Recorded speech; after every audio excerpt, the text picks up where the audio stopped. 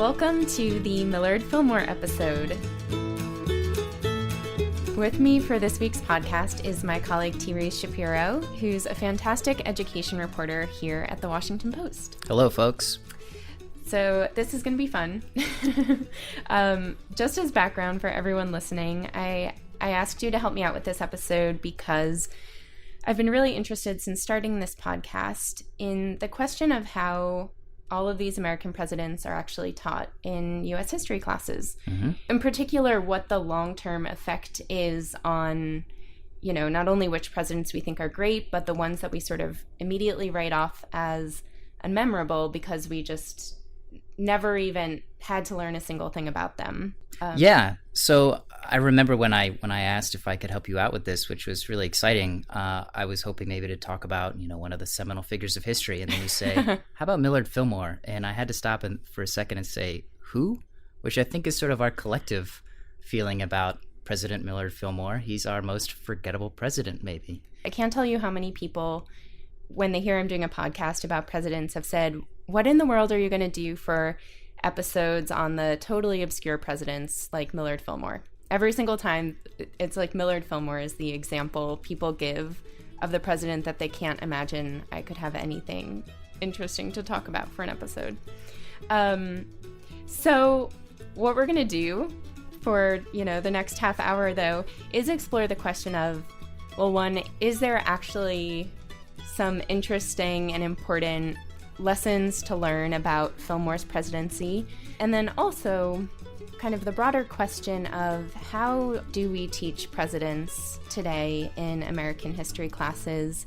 I'm Lillian Cunningham. I'm Rees Shapiro. And this is the 13th episode of Presidential. Let's roll.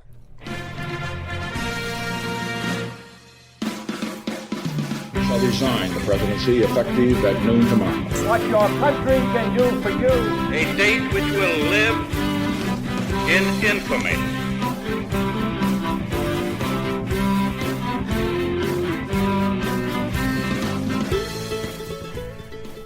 Do students today even learn Millard Fillmore's name? I'm not even asking anything about him, but just the name Millard Fillmore. Well, obviously it varies school to school and state to state, but in most cases, not really. There's been this push to standardize a lot of the curriculum across the country, and that's called the Common Core. So more than 40 states around the country have adopted the Common Core, and part of what it does is it's changed the way that we teach history in classrooms. And it relies less on memory recall, like tell me who is the 13th president of the United States, but more about if I give you a fact about him or a fact about the era in which he was president, can you then tell me what powers does he have as president and analyze what he would have been able to do with what was placed in front of him? But they do not necessarily teach them all the names or expect them even to remember all the names because they can just say, go Google that. So that is very interesting, and that's something that's definitely happening. In Virginia, which has separate standards than the Common Core, early on in elementary school, they do want students to be able to identify presidents, or they talk about them by name. But do we expect collectively a student in third grade, by the time they reach high school, to remember who is Millard Fillmore? I mean, probably not, right? If as adults and professionals we can't remember who he is, how can we expect high schoolers, much less? So yeah, it is just sort of this very interesting transition that we've made in education. Away from just the sort of like concrete facts. Yeah, I mean, in the power of the internet and information age, what's the point of, some would argue, wasting, brain space on trivial facts? Right? And it's sort of sad that we consider a trivial fact to be, can you name all of the 44 presidencies? Right. But Millard Fillmore gets left out. Well, so even though previous generations were more likely to have memorized the names of presidents at some point in their schooling, it turns out that by the time they got to college, they were just as bad at remembering the American presidents as college students today are. Yeah, so there's actually a guy who studies this specifically, and he's a professor at Washington University in St. Louis, and his name is Henry Roediger. And he's been tracking this over time, generation after generation of college students. So I called him up, and I asked if he could comb through all the data that he has specifically on Millard Fillmore and our collective memory of him. You've been testing people's ability to remember presidents' names for more than 40 years now, right? It looks like your research started... I started in 1973, actually. It's pretty amazing that we get exactly the same data for the early presidents in 1973-74 that we got in 2009. For Millard Fillmore, only 8% of the people in our studies can recall him. That is to say, when they do this one study where they ask people to write down the names of all the presidents they know, only 8% actively remember Millard Fillmore's name and, think to write his name down. 8%. 8%. That's it. But when they show people Fillmore's name on a list and they ask if he was a president, the numbers jump in that case, at least. It goes up to 65% who, when they see his name and are explicitly asked if he was a president, they say, yes, I recognize him as a president. And that's actually very low. The average recognition rate for the presidents is about 80%. So Fillmore is one of the lower ones, not the very lowest, but one of the lower ones. And even when people recognize him as president, they're not very confident. I thought I saw, too, in your study that people were far more confident that Alexander Hamilton had been president than Fillmore. Right. The recognition rate was higher, actually, for Hamilton, who, of course, never was president. Mm-hmm. So 71% of the people thought Alexander Hamilton was president, perhaps because he's on the $10 bill. More people may think Hamilton was president than Fillmore, but Fillmore isn't actually at the very, very bottom of the list. That honor goes to Chester Arthur, who seriously only 5% of people could name him as a president. So how come Fillmore does better than Arthur? So this Professor Roediger said that it's probably just because of Fillmore's, slightly more unusual name. That makes sense. Millard Fillmore, even if you haven't heard it very many times, if you do hear it, it's, at least a bit more memorable.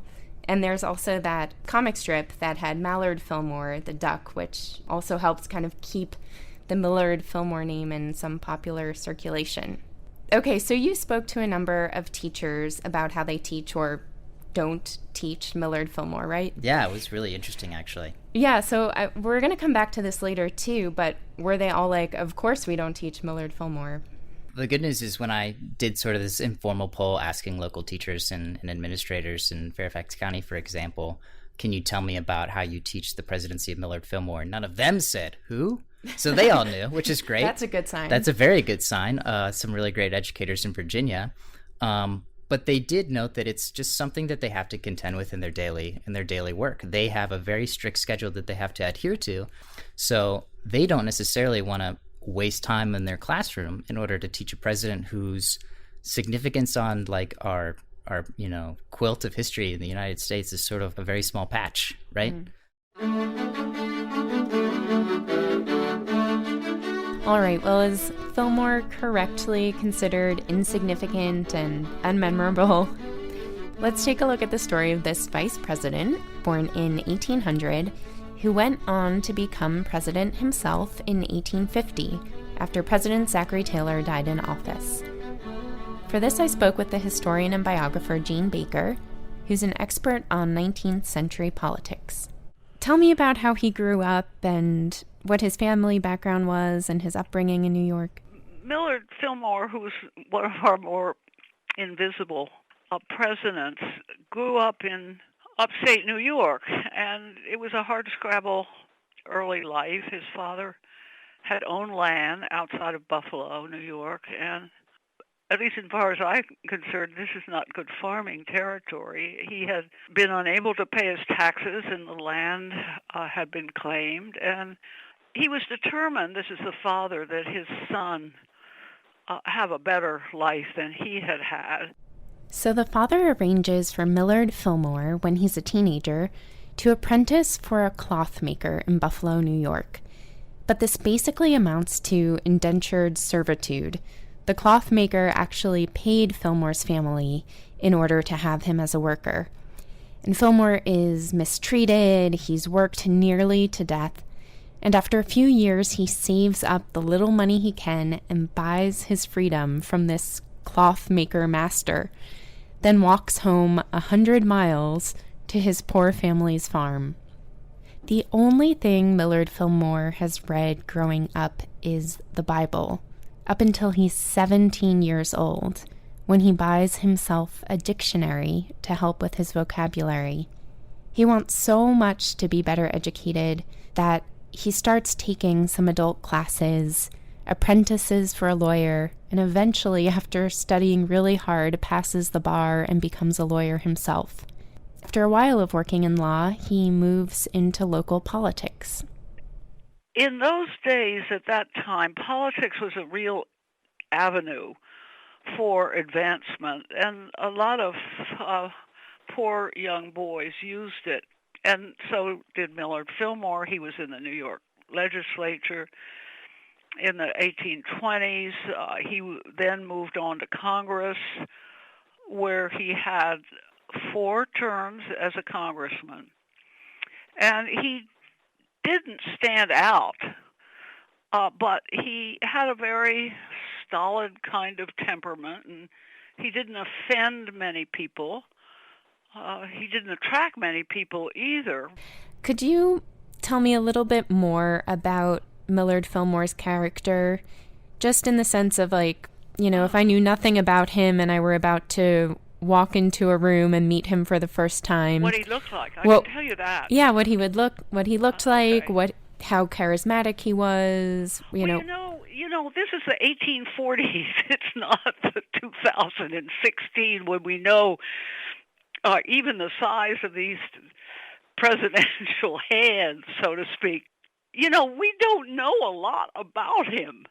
And that's the problem when I think people try to talk about presidents other than the founding fathers and Andrew Jackson, and you get into these lesser-known presidents. They're in part lesser-known because they didn't leave a lot of letters that we have, and we really don't know much about him. People, when he was in Congress, hardly noticed him. He was not the author of any legislation to speak of, and he led a very temperate life. He married a woman whom he had known from the Buffalo area, Abigail, and I think she proved, as many wives do, a really beneficial influence on him. She, in many ways, gentrified this guy who had really grown up as the son of a failed farmer. Do you have a sense of what's helping his political climb? I mean, is he good at working with people? Is he, what is facilitating his rise? Clearly he's able to communicate to his district. He had a real string of successful elections to Congress. But, you know, there's very little that stands out about Millard Fillmore except for this, his physical appearance.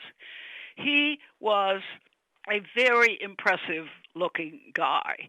He was handsome, he was tall, and that, I think, was what made him stand out in many ways more than any of his political ideas. Queen Victoria reportedly said he was the most handsome man she had ever met. And some people today have pointed out, on the internet, of course, that Millard Fillmore bears a striking resemblance to the actor Alec Baldwin. Google it, decide for yourself. But as for his political ideas, they're essentially just a reiteration of the Whig Party platform at the time. So as a Whig, this means he supports internal improvements, he's pro-business. The one issue, though, where divergent opinions are starting to emerge in the Whig Party is slavery. The most famous Whig in New York back then was William Henry Seward, who was strongly, adamantly anti-slavery.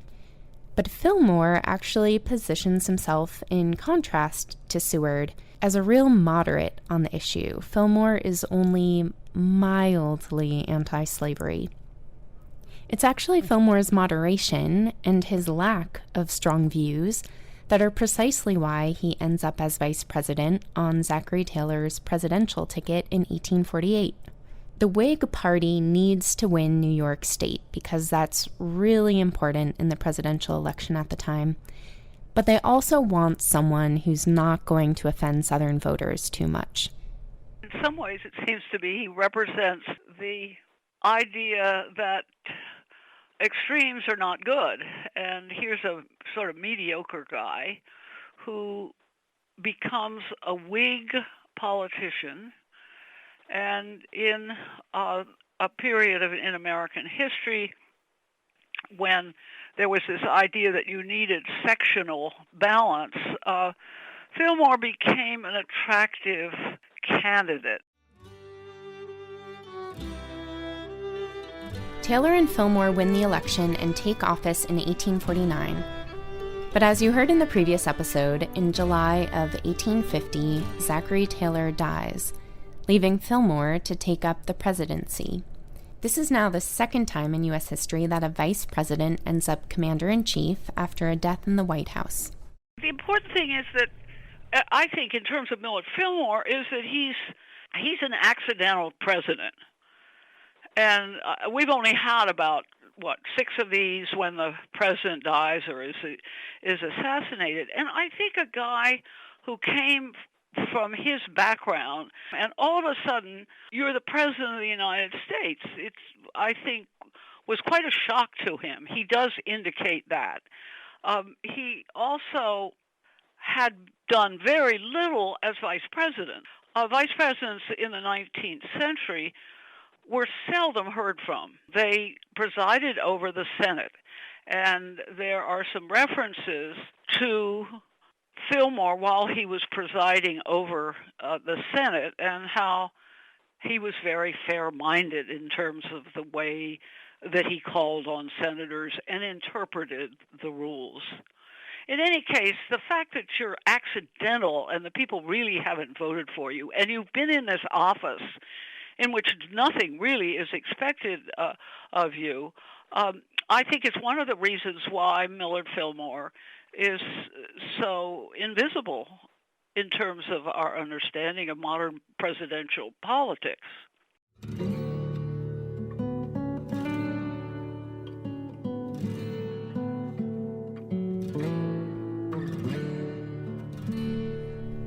Okay, so what does he actually do in office as president? Well, the one really notable thing that happens on his watch is the Compromise of 1850, which was already brewing in Congress at the time of Taylor's death. To understand the Compromise of 1850, though, it's basically necessary to back up again to the Mexican War, which took place under President Polk. That's when the U.S. gained more than 500,000 square miles of Mexican land, basically all of California, and then also a lot of the land that's between California and Texas. All of this territory essentially becomes the flashpoint for the question of whether slavery should expand in the United States. So by the time Taylor and Fillmore are in office, Congress is now wrestling with this big question of what to do about slavery, but it's been triggered by this very specific question of what are they going to do in terms of slavery in these new territories. Congress is basically going back and forth trying to craft this compromise that makes the North happy and makes the South happy. And President Zachary Taylor is not a fan of all this wheeling and dealing and compromise making, and he thinks that this new territory should just come in as free states. Zachary Taylor was a Southern man of at least partly Northern principles. He came very much under the influence of William H. Seward.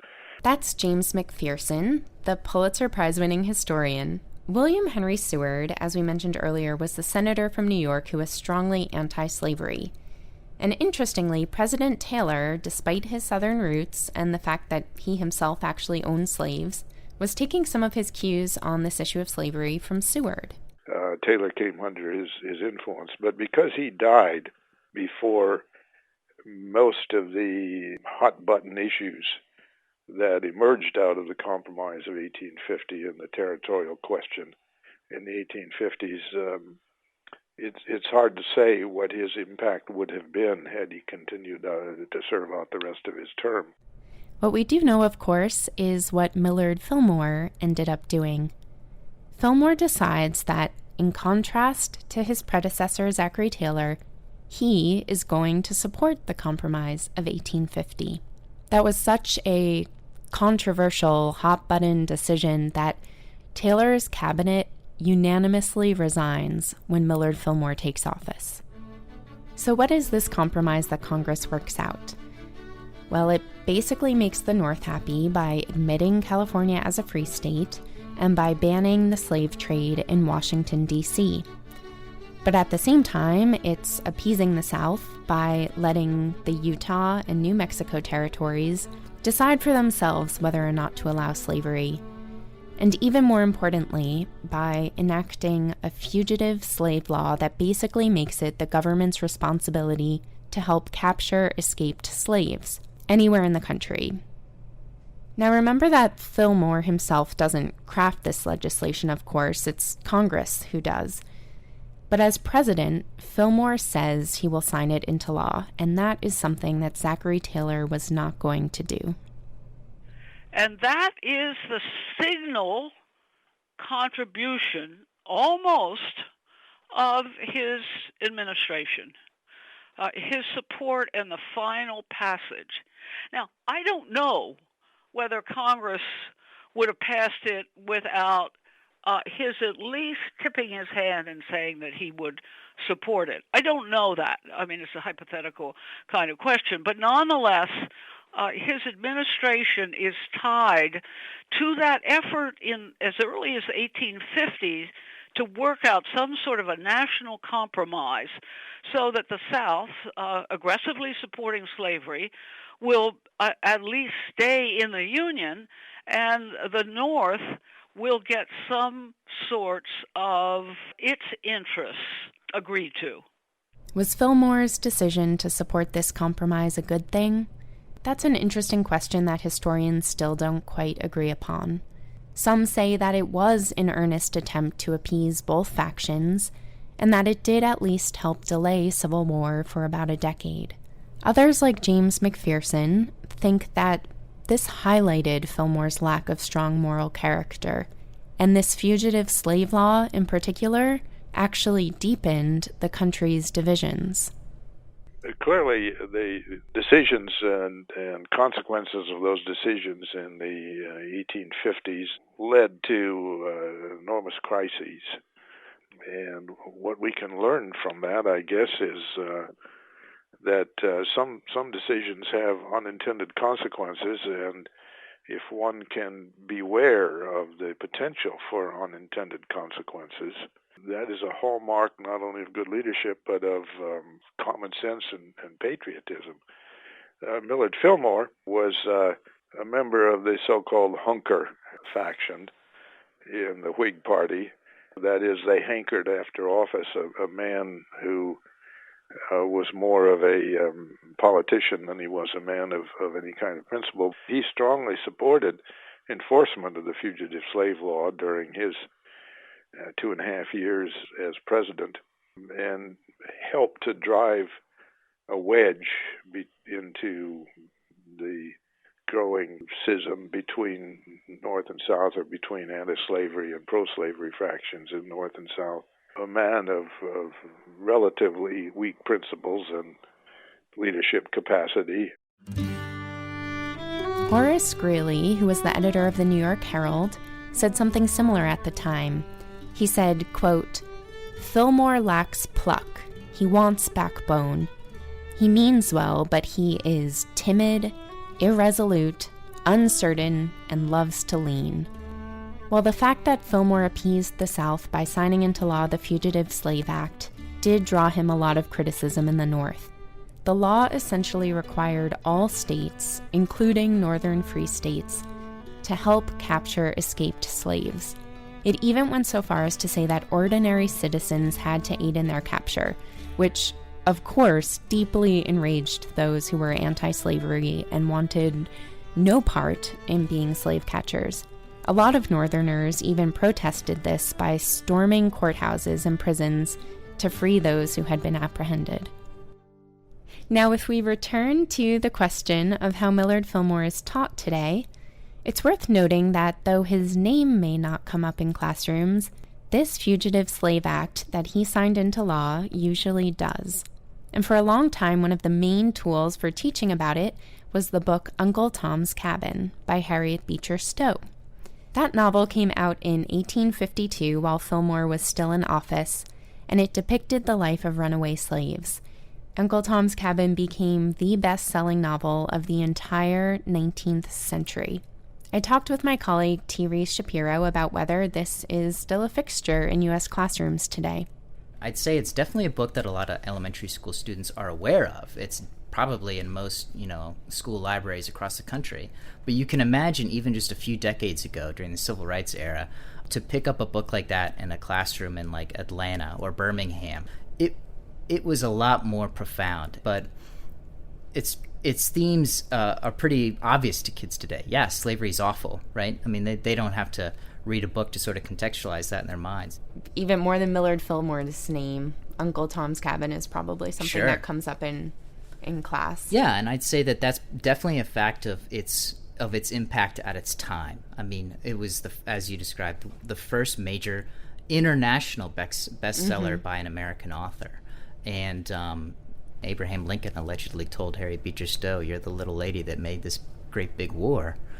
And sort of where this ties back to Millard Fillmore is it sort of underscores the fact that this fugitive slave law, in particular, as part of the Compromise of 1850, became such a polarizing and divisive bill that really, in some ways, this compromise did less to heal any wounds between the North and South, but actually exacerbated and heightened a lot of the tensions. Definitely. It seems like one of the other reasons that it's fallen off the curriculum in some schools is just because while it has this very strong anti-slavery message, it's written by a white author, and a lot of the characters are sort of portrayed in very stereotypical ways that don't... Yeah, it was a book written 170 years ago, and a lot of the thematic issues remain, that one race can't rule over another, but the writer, Harriet Beecher Stowe, obviously stuck to a lot of the language that at the time was common, but that in today's world we'd sort of look at as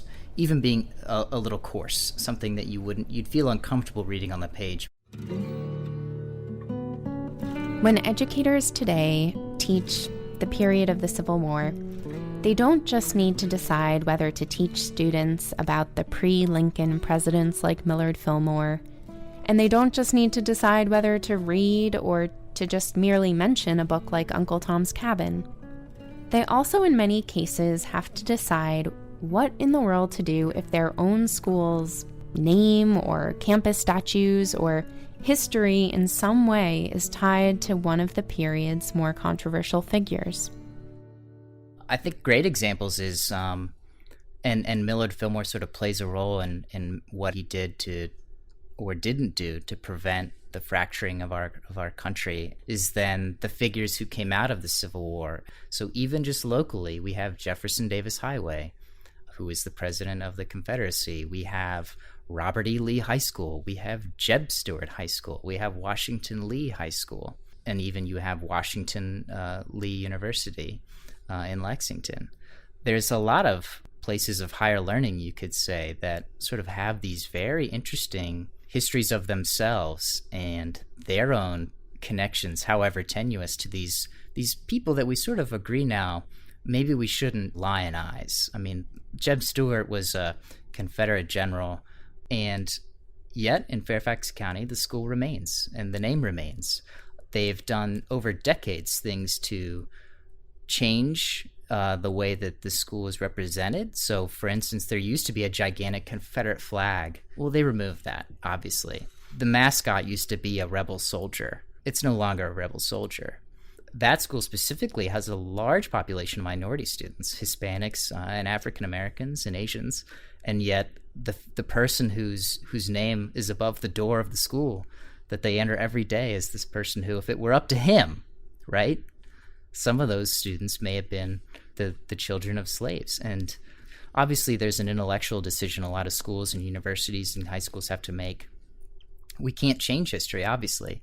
And what does it mean then to even try and erase it by taking these names away? Maybe you can use it as this moment of learning, which a lot of high schools, I use Stewart as an example, do. They will talk about him specifically and his role in the Civil War more, even because his name is on the building. But I think that there is a pretty decent argument that's being debated among colleges nationwide about what do we do? Do we try and protect students, is sort of the language that they use, from these symbols of hate and hatred? Or do we leave them there and sort of acknowledge that, yeah, this is a really terrible moment of our history, but we can't hide from it. We can't embrace it, but we need to understand it so that it doesn't keep happening. Well, Millard Fillmore isn't one of our more divisive historical figures exactly, but I do think it's worth asking the question, what do we lose if we tend to erase his name and his presidency from the way we study the lead up to the Civil War? It's not just great people and horrible people who shape our country's history. It's also people who don't have strong voices. It's people who are moderate. It's people who are trying to find middle roads. It's people who are making concessions that are sometimes good and sometimes bad, who are also shaping this trajectory of America's history. I asked Jean Baker, what else might we be missing by skipping over the person of Millard Fillmore? Is there anything else that a student of any age could gain from not just learning about his time period, but actually learning about him?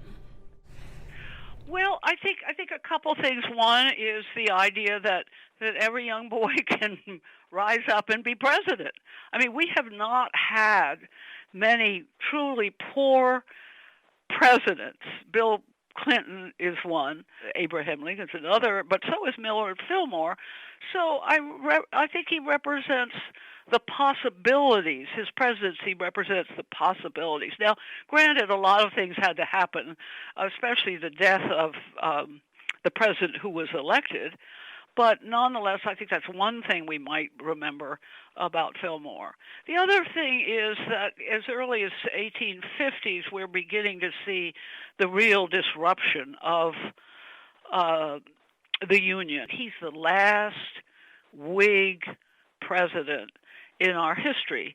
The party was not a very long-term party because it's unable to take a real stand nationally on slavery. It disappears. And what replaces it is, of course, the Republican Party, which is formed in 1854 and stands very strongly on the platform of no slavery in the territories. There will always be critics of Millard Fillmore who really feel that he wasn't a very forceful president and did not have a forceful personality. In terms of ending the conversation on Fillmore, I think we might remind ourselves of one thing that he is reputed to have said. He supposedly said, "May God save the country, the people will not," which I think is a harbinger, perhaps, of today's politics.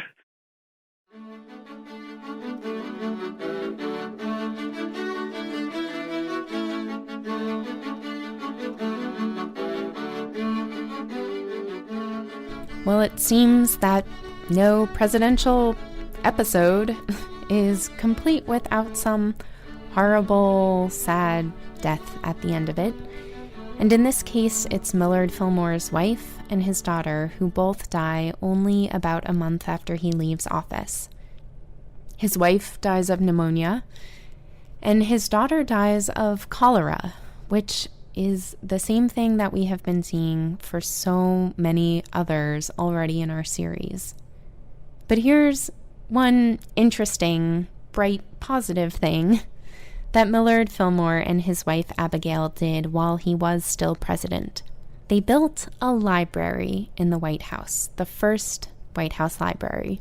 And remember back to how Millard Fillmore didn't have any schooling until he was nearly 20, and he started taking some classes as an adult? Well, it was actually Abigail, who was only 2 years older than he was, who was his teacher. And they end up eventually getting married. It's pretty remarkable that of all the presidents to create a White House library, the one who did it was possibly our least educated president.